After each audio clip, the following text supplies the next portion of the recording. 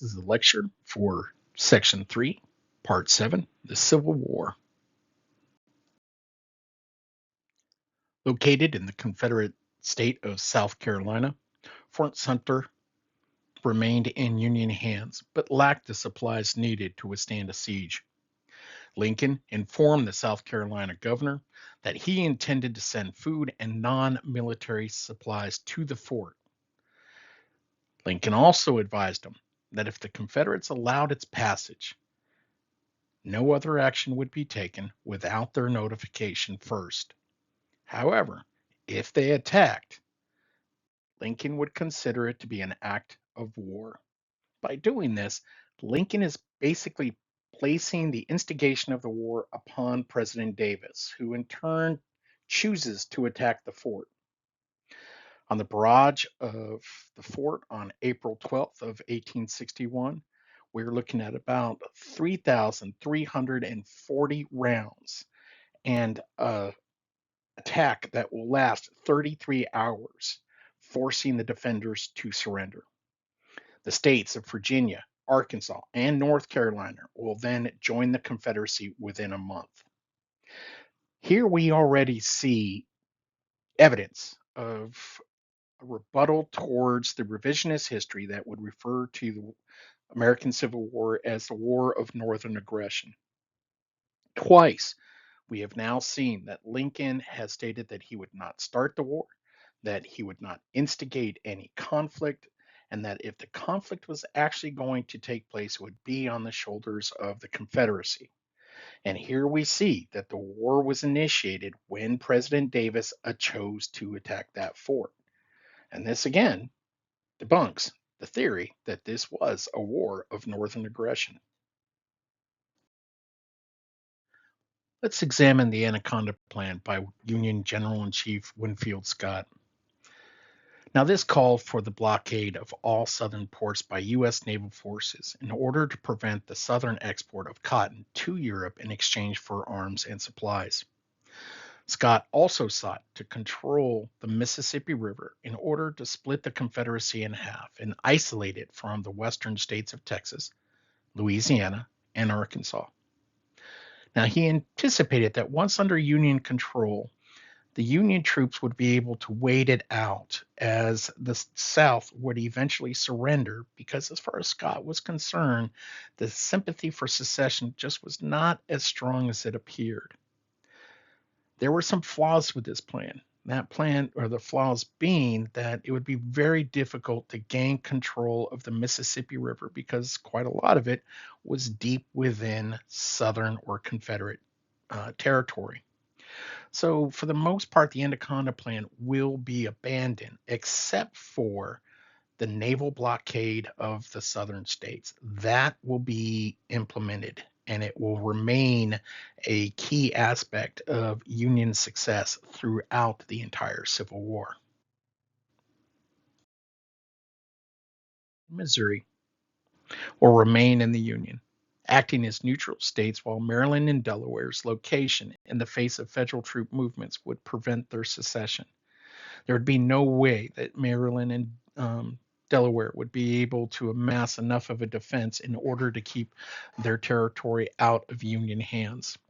And they, of course, become a border or neutral state despite public opinion in those states that favored secession. Kentucky's kind of a strange state because in its situation, Kentucky actually wanted to secede, but then remained in the Union after a failed invasion by Confederate troops. Lincoln is going to ignore the illegal trade with the Confederacy in order to keep Kentucky in the Union. These border states were all slave states, thus hurting the Confederate argument that the Southern states were forced to secede in order to protect their rights to enslave people. It also demonstrated that the war for the Union was about reunification, not the institution of slavery.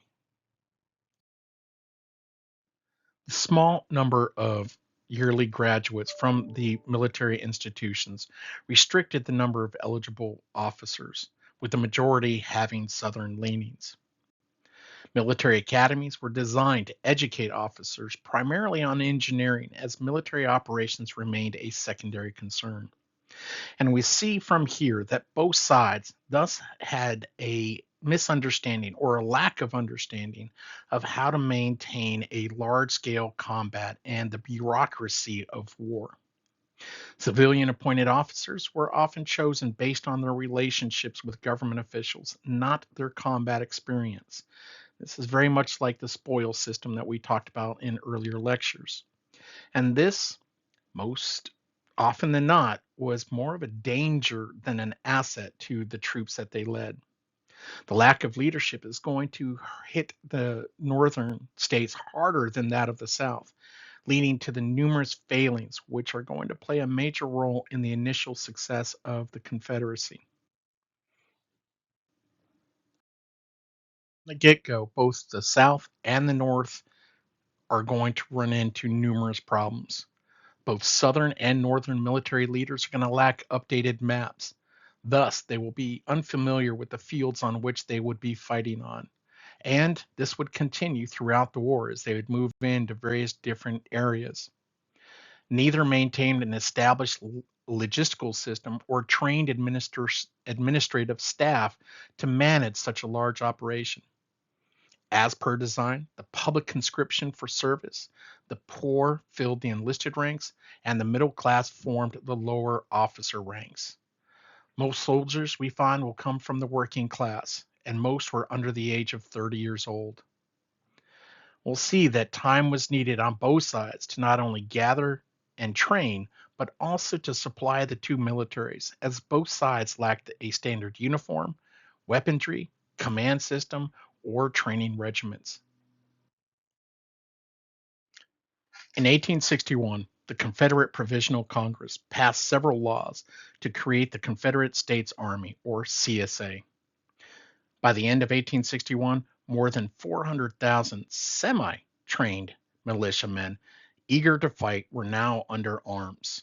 Food, transportation, and clothing remained plentiful as long as the South seizures of Union forts like Sumter and the federal armories provided ample weapons. This, of course, would only last through the initial phases of the conflict. Southern leaders are going to be under the impression that France or England, possibly even both, with their heavy dependence upon Southern cotton, would seek to aid the South in order to ensure its continued exports. Unfortunately for the Southern leaders, this too will prove to be a major miscalculation on their behalf. Now, the South adopted a very defensive minded strategy for the war in order to avoid overreaching the CSA's already limited logistical system. They're going to take advantage of their compact geography and their internal lines of communication. Remaining on the defensive meant that their soldiers would have more substantial commitment to fighting on in their own homeland as a defense of their self and their families. With no desire to occupy or hold Northern Territory, their operations were limited to sporadic, aggressive, large scale raids in the northern states. And this was meant to weaken the Union forces gradually and shake the morale of the Union leadership along with the public opinion. The attack on Fort Sumter basically committed the Union to war. The rhetoric of "on to Richmond" forced Lincoln to accept a more aggressive plan submitted by Brigadier General Irving McDowell. The revised plan maintained that Scott's blockade of the South, but it called for an invasion of Virginia and the capture of the Confederate capital of Richmond. Many believed that a significant victory against the South would end the war. A common but often incorrect assumption of all military and political leaders throughout history, that being that a war can end quickly and with minimal casualties to their side. And we also need to keep in mind that this strategy means that it will be the northern states that will have to be the aggressors, as the southern states have taken on that position of fighting a defensive war with only sporadic in and out operations. There's a basic understanding within military science. It's called the 70-30 rule that if a opposing force has more than 70%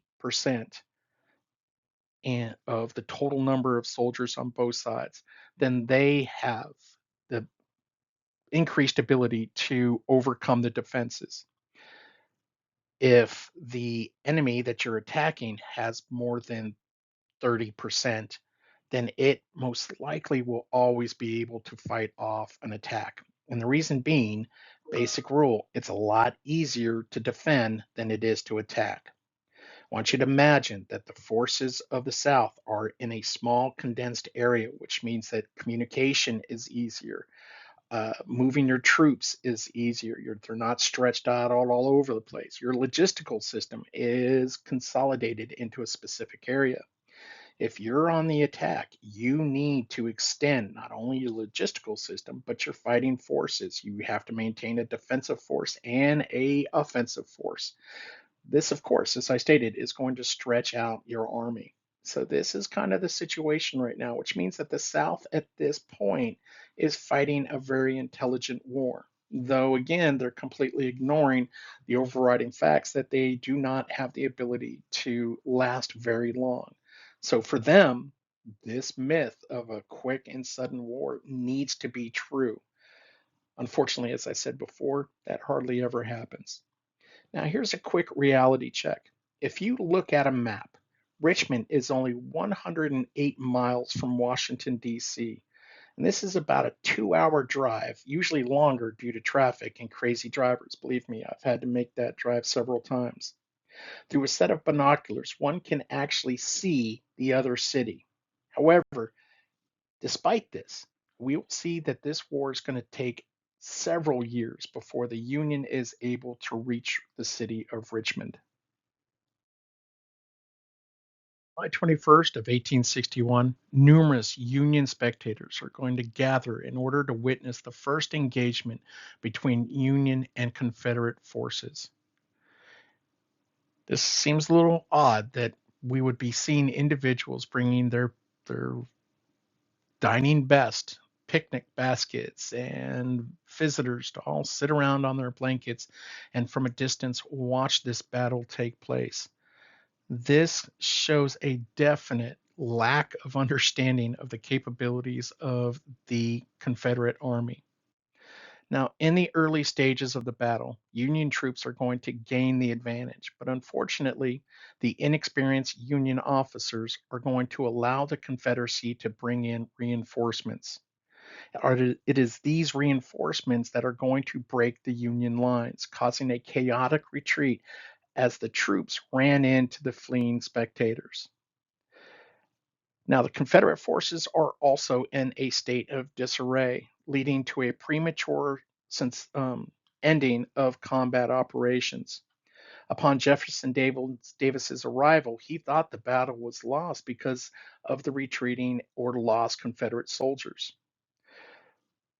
Although the Confederate officers rallied their troops and were able to regain control of the battlefield, the one thing that they will not do is they will not follow up on the attack. In other words, they will not chase the retreating Union forces. And this is going to be a mistake that we're going to see made constantly, both on the southern and on the northern side. You have the opportunity to destroy an army. You do not want to give them the opportunity to rebuild and come back. And in this battle, we'll see that the South will allow the Union forces to retreat, rebuild, and come back. And unfortunately, as I said, we'll also see this with the Northern officers who will allow the South to do the same. And it's this mistake that is partially responsible for the war lasting as long as it did. Look at the casualties and losses of this battle. Now, the initial number of combat personnel on the Union side was 14,344. Of these, we will see 481 that were killed, 1,011 wounded, and another 1,216 missing. When we look at the initial number of combat personnel for the Confederate, we see 10,654. The Confederacy will lose 387 soldiers. They'll see 1,582 wounded, but they'll only lose in the idea of missing 13. So, yes, this is definitely a Confederate battle, but I want you to look at the numbers here. When we look at the number of killed and wounded on the Confederate side, they are almost equal to the Union side. And remember, the Union has the ability to take losses and recuperate. They've got a huge pool of eligible male civilians that can be brought in and turned into soldiers, where the Confederacy does not. Remember, the idea was that if the Confederacy was going to win this war, it would have to win every single battle and win them with minimal casualties. And especially here, we are not seeing this. So, despite the fact that they're inflicting heavy losses on the Northern troops, the Confederacy is also suffering losses that it unfortunately cannot replace. And that means with each following successful battle, they are still losing the war because they're losing men at a high rate that the North does not have to necessarily be concerned about. The aftermath. The First Battle of Bull Run shattered both sides' enthusiastic notions of a short war. Each recognized the need for greater training of their enlisted and officers. The battle set in motion a pattern that would be repeated throughout the war along the East Coast. Southern victories in the face of Union carelessness. But despite these victories, the South suffered heavy losses which would not be replaced. Most often, both armies failed to pursue their fleeing enemy. A war of human attrition, not strategy like wars before and since, was what was going to determine the end of this war. However, the Union had 3 times more soldiers to lose than that of the Confederacy, so this war of attrition, even at this early stage, is looking better for the North than it is for the South. Face a tremendous task as president, including gaining support from his own party. Lincoln was the first president to act as a commander in chief directing military policy. His drive to win the war was tempered by his intention to seek ultimate reconciliation between the North and the South. Facing an ever increasing list of obstacles, Lincoln took on extra legal power by expanding the budget and calling up state militias. And he's going to take other actions, but these are going to be without congressional authorization. Yet he will still have Congress looking over his shoulders, ready to pull some of this power should they feel it was necessary. The most significant expansion of government came in the War Department, which required unprecedented mobilization. The Union will raise funds through bond sales, new taxes, and printing additional paper money. Jefferson Davis, whose flaws began to emerge early in the war.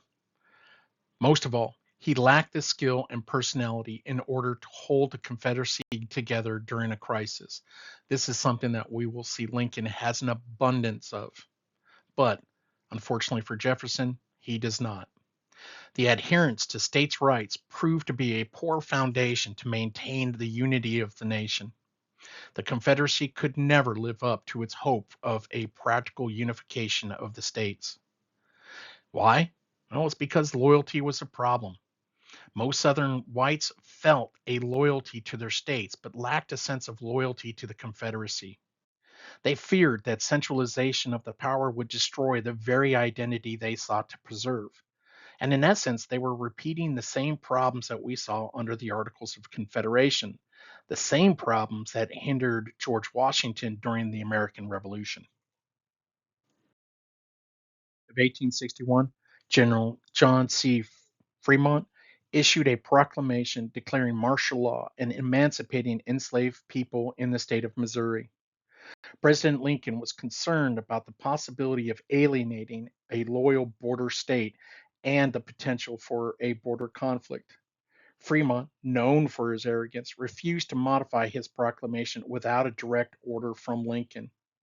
On September 11th of 1861, Lincoln issued the order to Fremont, and on November 2nd of 1861, we will see that he terminated the general from his position. His inability to pacify the Missourians will also contribute to Fremont's removal. Now, we need to understand this further demonstrates the focus of the Union on reunification, not on emancipation. This kind of flies in that myth that the North was always about freeing the slaves and creating equality, and we do not see that in countless times. And again, we will not really see any of that kind of mentality until we get really close to the end of the Civil War itself. November 1st of 1861, General George B. McClellan replaced the aged Winfield Scott as General in Chief of all Union forces. Throughout his history, he garnered the nickname Young Napoleon, and he was immensely popular among the men under his command. We need to keep in mind, McClellan was an exceptional military organizer, but we're going to find that he had a questionable battlefield command ability. Now, for the most part, he did not know or would not admit this failing. And we see this in one of his letters to his wife. He wrote, I find myself in a new and strained position here. President, Cabinet, General Scott, and all deferring to me. By some strange operation of magic, I seem to have come the power of the land.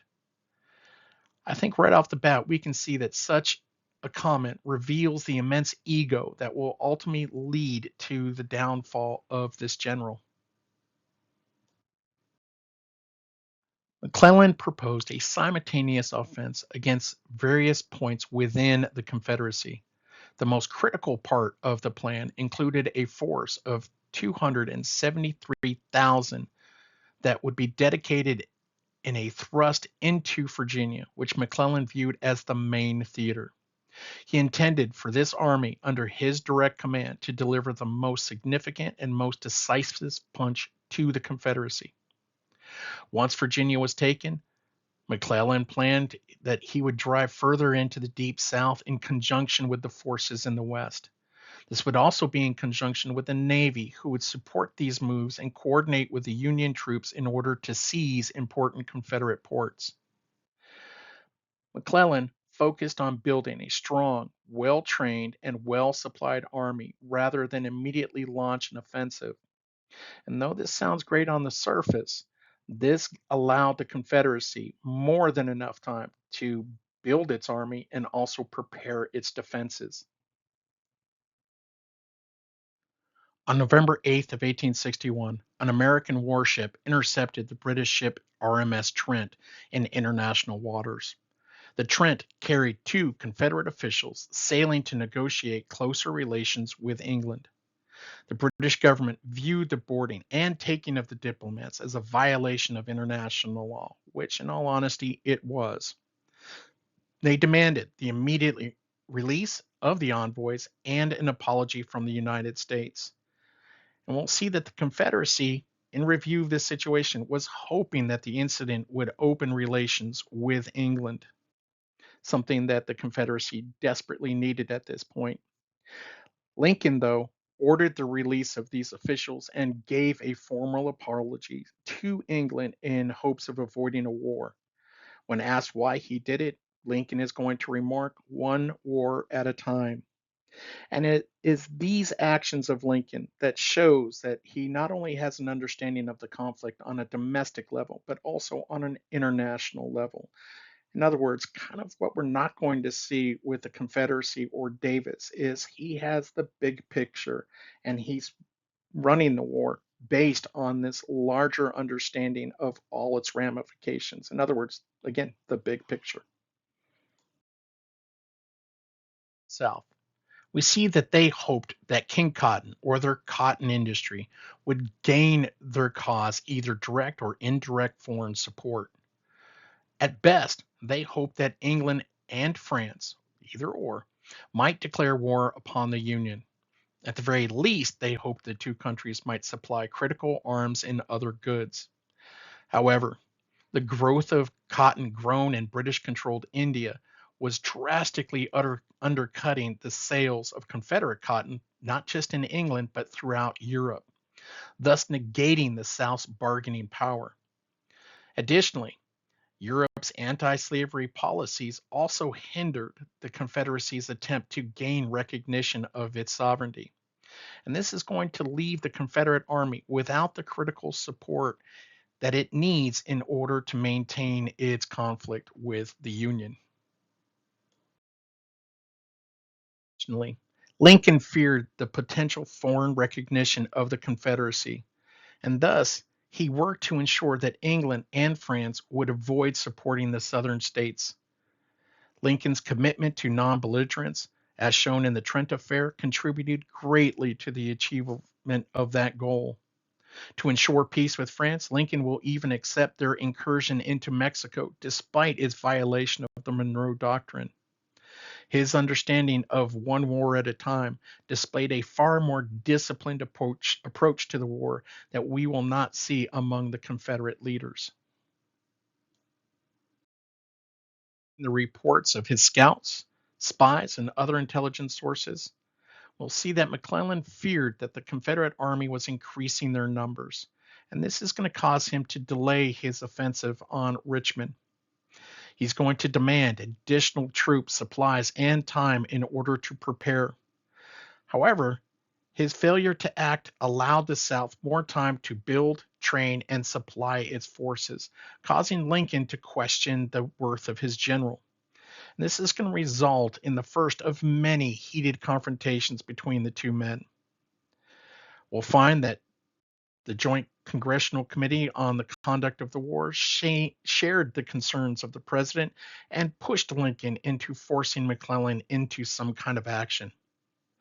And it was becoming clear that McClellan was a great organizer of armies, but a lousy commander when faced with engaging his enemy. Winter set in across the nation. The Union and Confederacy scaled back their operations. Each used the lull to build their armies, logistics, and command systems. The Davis administration suffered from their failing political system, and the South began to experience the effects of its limited resources resulting from the Union blockade and the failure of the European nations to support the Confederacy's objectives. The North, despite its ineffective commanders, benefited from the strengthened political system maintained by Lincoln. Throughout the Union, the nation created a war economy that effectively supplied its forces and gradually ended the need for European assistance. The early months of 1862, the Northern campaign remained stalled under McClellan. However, in the West, Union operations were finding success. On February 6 of 1862, General Ulysses S. Grant achieved the Union's first significant victory in Tennessee. The surrender of Fort Henry opened the Tennessee River to Union traffic south of the Alabama border. In the days following the fort's surrender, Union raids destroyed the Confederate shipping and railroad bridges along this river and further chipped away at the already strained Confederate logistical system. On April 6 of 1862, Confederate forces attacked Grant's troops at Shiloh along the Tennessee River. Now, Grant will repulse the initial Confederate advantage, saving his command. By the end of the battle, the Union has lost 13,000 men, while the Confederacy has lost 10,000 men. This is more than all of the previous American wars combined. The president was, of course, pressured to relieve Grant, but he resists, saying, "I can't spare this man. He fights." Once again, the Confederacy's greatest problem was evident. With their limited men and logistics, they could not afford to lose so many soldiers with each engagement and remain effective in future battles. In March of 1862, McClellan will be removed from the supreme command but retain control of the Army of the Potomac. President Lincoln passed the command on to General Henry W. Halleck. Pressure increased to push McClellan into action despite his numerous concerns. Again, we see that McClellan continues to call for more men, supplies, and time, as the South is doing the same thing on their side. This, of course, displays McClellan's inability to engage the enemy or his unwillingness to engage the enemy. And we need to note here that we are now starting to see the two problems between the armies. The North lacks the leadership but has a far larger fighting force, while the South has the leadership but lacks the needed troops. The Peninsular Campaign.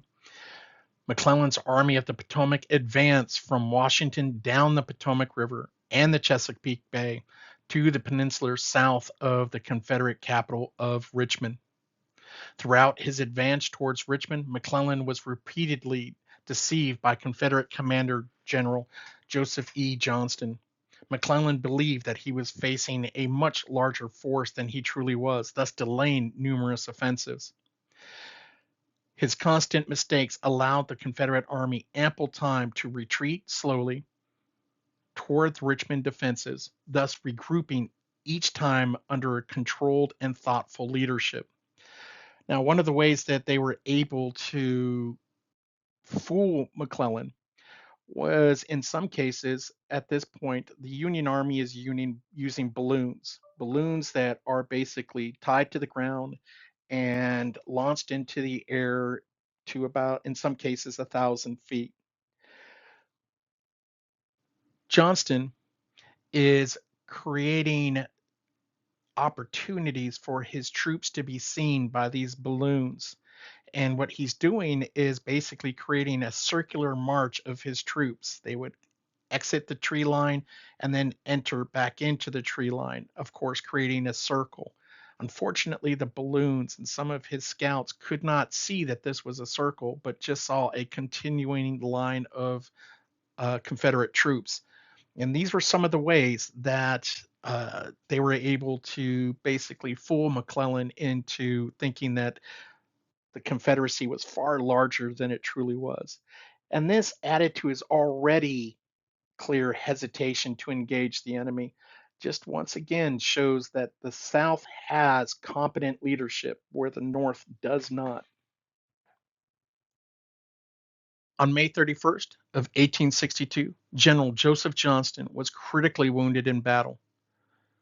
Robert E. Lee will assume command of the Northern Confederate forces and rename them the Army of Northern Virginia. And it will be under Lee that this army becomes the most successful of all the Confederate forces. McClellan was not impressed, stating that Lee was likely to be timid and indecisive in action. However, Lee will attack McClellan near Richmond and actually force McClellan to retreat back towards Washington. Despite Lee's victory, the Confederate troops again suffered heavy losses that they could not afford. Union will see about 18,849 casualties, while the Confederacy will see around 20,050 to 20,100 casualties. After his losses to Lee, McClellan spent the rest of the summer camped on the peninsula. His open displays of disrespect to Lincoln and his advisors grew as McClellan continued to view himself as more significant than the president. Growing concerns as to his competency angered the general as he maintained the delusion of importance and delusions of grandeur. In a letter to his wife, he's going to write, I feel that the fate of the nation depends upon me, and I feel that I have not one single friend at the seat of government. Any day may bring an order relieving me of command. If such a thing should be done, our cause is lost. Lincoln will move much of McClellan's command over to General John Pope's Army of Virginia. On August 30th of 1862, Union General John Pope and his 75,000 troops were defeated by General Stonewall Jackson and General James Longstreet's 55,000 troops. Once again, the Union Army has to retreat to Washington. The president relieved General Pope and returned the troops to General McClellan. This, of course, only bolstered McClellan's egos as he viewed his reinstatement as vindication of his leadership, and again furthered the animosity between Lincoln and McClellan. At this point, the war is over a year old, and McClellan has nothing to show for his command. The only true success of the Union is in the West under the command of General Grant.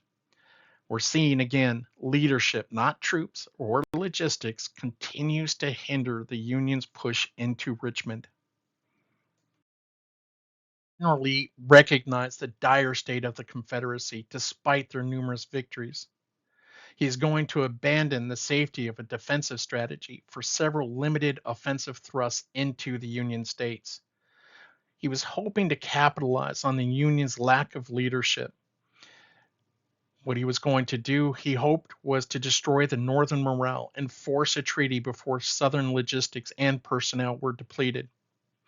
This change of tactics meant that the Confederate Army's offensive actions would strain an already weak logistical system. Also, it would weaken the defense of the Confederate territory. The gamble was in the understanding that this would bring victory or utter defeat. There would be no in between. September 17th, 1862, McClellan and Lee's forces meet along the Antietam Creek in Sharpsburg, Maryland.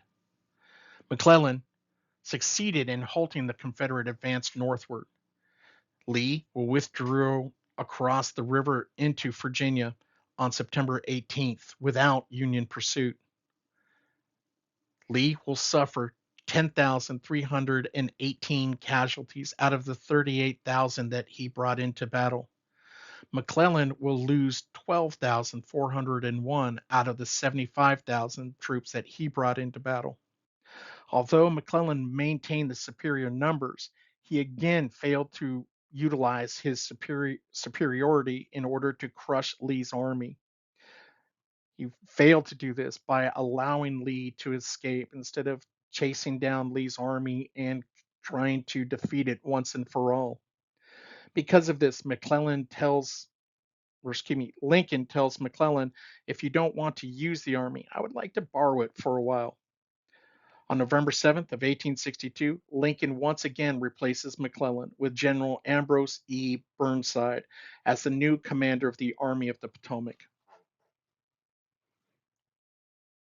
General Burnside, the Army of the Potomac suffered a costly defeat at Fredericksburg in Virginia. Union losses were 12,653, while the Confederate losses were 5,309. Dreyfussly called the Mud March, Burnside's missteps continued with an ineffective second offensive against Lee in January of 1863. Lincoln accepted his resignation and replaced him with General Joe Hooker. Under Joe Hooker, the Union suffered another decisive defeat by Lee's smaller forces at the Battle of Chancellorsville in Virginia. Union losses were 17,000 out of the 130,000 that engaged in the battle. The Confederates will lose 13,000 out of the 60,000 that they brought into the battle. In 1860, the Confederacy labored to fill the manpower demands of its military. The first Conscription Act of April and the second Conscription Act of October 1862 became the first conscription laws in U.S. history. It mandated that white males between the age of 18 and 45 years old were to serve in the Confederate Army for 3 years. The Conscription Acts exempted anyone who owned 20 or more enslaved people from fighting in the war. This is going to cause deep resentment among the conscripts who did not own slaves, and it's going to trigger increased desertions within the Confederate Army. We'll see here the cry of rich man's war and a poor man's fight passed through the Confederate armies. Despite the repeated failures throughout the Virginia campaigns, Union commanders continued to advance in the West. On April 24th of 1862, a Union naval force under the command of Admiral David Farragut captured New Orleans. By May, his advance stalled, but not after taking the major city of Baton Rouge. A month later, General Grant captured Memphis and began his march to the city of Vicksburg. The capture of the city would give the Union complete control over the Mississippi River, cutting the Confederacy in half and further taxing their limited resources. The West and East Confederate commands were cut off from reinforcements if they were able to take down Vicksburg. The Union control of two-thirds of the Mississippi severely limited the Eastern Confederate states' access to food, weapons, and other critical supplies. The chaos is going to force the Confederate Secretary of War to be changed 5 times throughout the war. The Confederacy's future is bleak, but most troops and officers are unaware of the stalled Union Virginia campaign. When the Union Navy captured Port Royal in South Carolina, 10,000 slaves greeted the troops. The Union policy of treating runaway slaves as contraband contributed to the demise of slavery. By the end of the war, 1 out of 4 slaves in the South had supported the Union by leaving their masters. Washington, D.C. became a refuge for runaways, harboring 9,000 by war's end. Of the war, the military necessity of holding the border states and placating to the staunchly racist Northerners made emancipation politically impractical. Following the Union victory at Antietam, Lincoln issued the Emancipation Proclamation, which declared that enslaved people in the areas under Confederate control would be free effective January 1st of 1863. We need to keep in mind this does not apply to enslaved people in border states or areas not within the rebellion. Lincoln's decision to emancipate the enslaved people came out of a military necessity, not as a desire to completely end slavery. The act encouraged many to seek freedom and encouraged some to revolt. This act would cause the Confederacy to now look inwards, creating or using troops in order to capture escaped slaves or to put down revolts, which would again basically strain an already difficult situation that the Confederacy is finding itself in. Abolitionists are going to push the Republicans to ratify the 13th Amendment in 1865, which would permanently outlaw slavery. The recruitment of African American troops after the Emancipation Proclamation. Nearly 200,000 African Americans will serve under white officers, many of whom had been abolitionists themselves. Black Union troops were greeted as heroes by Southern blacks. However, African American soldiers encountered racism on both sides of the battlefield. African American soldiers received unequal pay compared to white soldiers until June of 1864. The most famous enlistees were Charles and Lewis Douglas, the sons of the abolitionist Frederick Douglass. The Confederate Congress declared that every captured black soldier would be sold into slavery, while every white officer in command of black troops would be executed. The front was wrought with problems. Numerous Democrats criticized the centralization of power and the effort towards emancipation. The Democratic Party was divided into 2 sides: war Democrats who supported the war effort, and peace Democrats or Copperheads who did not. Copperheads represented an outspoken faction of Democrats in the northern states that wanted an immediate peace settlement with the Confederates. They urged an alliance between Western Democrats and Southerners, and they turned to George McClellan for the 1864 presidential election. Lincoln also had to balance the demands of radicals and conservatives within his own Republican Party and will declare martial law, leading to the arrest of 13,000 people, something that will become very controversial in the war. War stimulated the northern economy, but not all industries profited. With 1 billion in government contracts, profiteers flourished, and we see the increase of corruption. War inflation will definitely outpace wages of the average worker. As workers formed unions, manufacturers hired African American strikebreakers, furthering the racial discord in the North. On March 3rd of 1863, Abraham Lincoln signed the first Union Conscription Act, known as the Enrollment Act of 1863. Lower class whites, mainly immigrants, represented most of the Union draft. The Southern saying, a rich man's war but a poor man's fight, became popular in the North also. And disturbances broke out in many northern cities as a result of the Enrollment Act. Anger at the draft and racial prejudice were what most contemporaries saw as the cause of the violence. Urban growth and tensions also contributed to the riots. In July of 1863, New Yorkers were going to riot against the draft, resulting in significant property damage and the deaths of 105 people. We'll see these riots last for about 5 days, and they will be centered in lower Manhattan, with the violence spreading into other areas of the city. And unfortunately for African Americans, these individuals will be the primary target of the violence.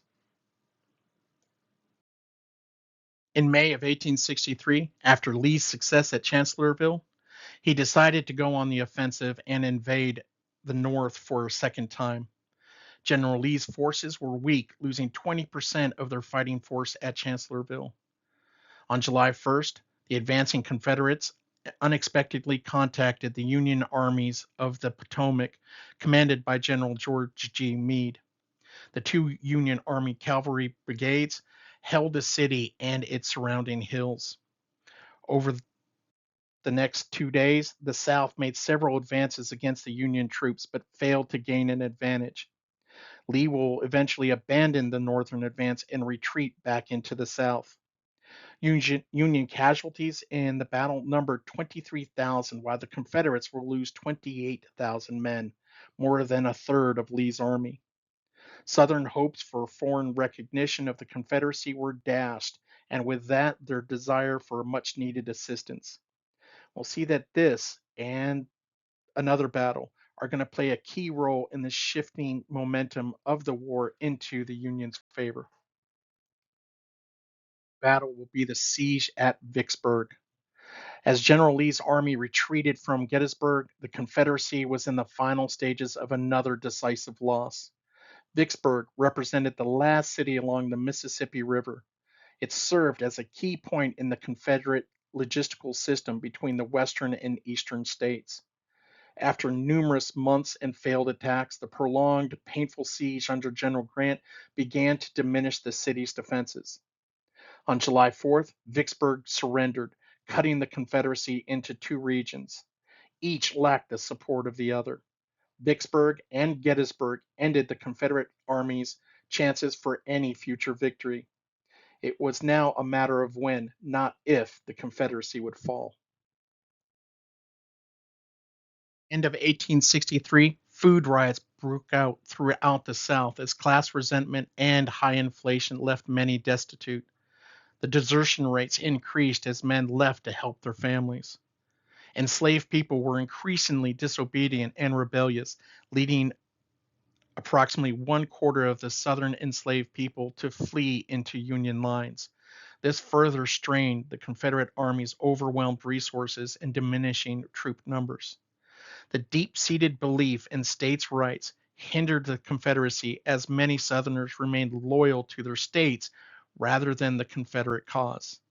This, of course, undermined the effectiveness of the Confederate government as it had the Continental Congress nearly a century earlier. This strategy of defending the Confederate capital at Richmond rather than focusing on operations elsewhere proved a significant weakness.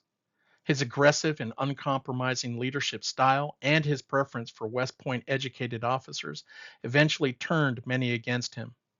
This was made worse by his obsessive compulsive need to control all aspects of the Confederacy. Davis faced constant opposition within the Confederate Congress, including his vice president, Alexander Stephens, and various state governors. His desire to be liked only worsened matters, creating numerous awkward relationships. As the war came to an end, numerous paradoxes manifested as men who were disliked and mistrusted became heroes, that being Abraham Lincoln and Ulysses S. Grant. Men viewed as hallowed leaders became infamous failures, Jefferson Davis and George McClellan. Lincoln and Grant, despite all the obstacles they faced, gained the respect and admiration of the military and the general public throughout history. Grant's numerous successes led Lincoln to appoint him general in chief of all Union forces. With Sherman, he conceived a plan of destroying the fabric of Southern life. They hoped the South would surrender rather than face destruction. In Virginia, Grant encouraged slaves to run away while he destroyed anything that the enemy could use. We usually would call this a scorched earth policy. After Sherman captured Atlanta, he began his march to the sea, destroying everything in his path. Atlanta was a vital Confederate hub, serving as a significant manufacturing and railroad center. Special Order 15, issued on January 16th of 1865 by General William Tecumseh Sherman, followed his drive through Georgia. The temporary measure provided for the confiscation of 400,000 acres of land along the Atlantic coast of the South Carolina, Georgia, and Florida. The land was divided into parcels of approximately 40 acres for African Americans who joined Sherman's march in search of protection and sustenance. The orders, though, will have little concrete effect as they were revoked in the fall of that same year by President Andrew Johnson, who had succeeded Abraham Lincoln after his assassination. The order became a symbol of hope for many African Americans seeking land ownership and economic dependence, but its revocation represented a major setback for future Reconstruction efforts. When we look at the election of 1864, we see that Lincoln did not like his own chances for reelection because the Republican Party was now divided. War fatigue was growing throughout the northern states. The Northern Democrat, General George McClellan, was seen as a war hero and appealed to voters despite all of his failings. The National Union Party added Andrew Johnson from Tennessee as the new vice president nominee for the ticket under Lincoln. They did this because Johnson would, during the final year of the war, Grant hammered Lee into submission, resulting in the loss of thousands of lives. By 1865, Southern support for the war had disappeared, but Davis continued to demand that the Union recognize Southern independence. In the spring of 1865, Lee's remaining troops, outnumbered 2-1, still held Petersburg and Richmond. Starving, short of ammunition, and losing men both in battle and through desertion every day, Lee retreated west. 7 days later, Lee surrendered to Grant at the Appomattox Courthouse. On May 10th, Jefferson Davis, who hoped to set up a new government in Texas, was captured, thus finally ending the war. In the end, there were 850,000 military deaths, 250,000 civilian deaths, and we also see 469,000 wounded. March of 1865, just weeks before the Confederacy's surrender, the Confederate Congress passed legislation allowing for the enlistment of black soldiers. This is going to result from the Confederacy's dwindling resources and manpower. Before 1865, black men were primarily used in labor roles such as cooks, musicians, and manual laborers, and were not formally accepted as soldiers. While some black men may have enlisted into these forces, no large scale units or significant combat operations involving black soldiers took place. This counters the myth that thousands of African American men served under General Lee in various battles. This myth also is an attempt by revisionist historians to say that African Americans wanted to support the Confederacy, that they hoped that they could create a life for themselves within the Confederacy. And we know for a fact that that is not true. It never took place. And again, think about yourself. If you were a Confederate soldier or you were a citizen of the Confederacy, would you trust a person who you have degraded for hundreds of years to carry a gun without showing any kind of action against you? I don't know. You think about it. So here's some questions we should ask ourselves. First of all, who suffered the most hardship?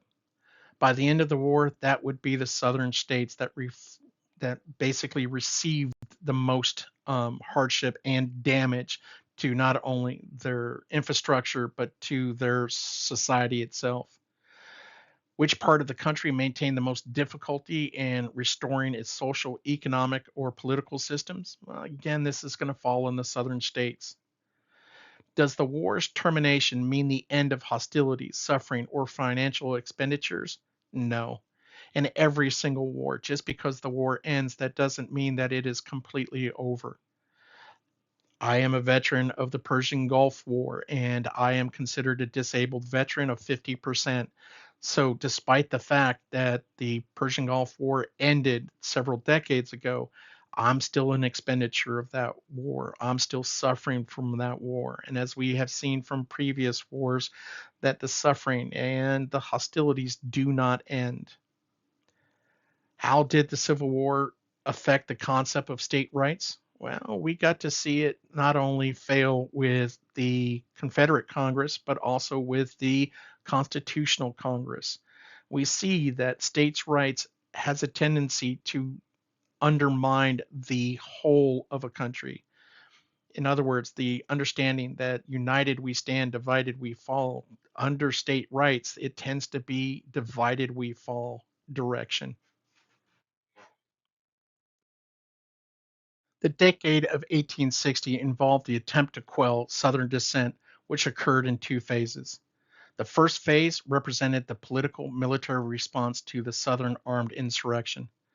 The second phase, which will be our next lecture on Reconstruction, represented a political, social movement to ensure that the South capitulated to the Northern ideals, Northern social structure, and general concepts of the North.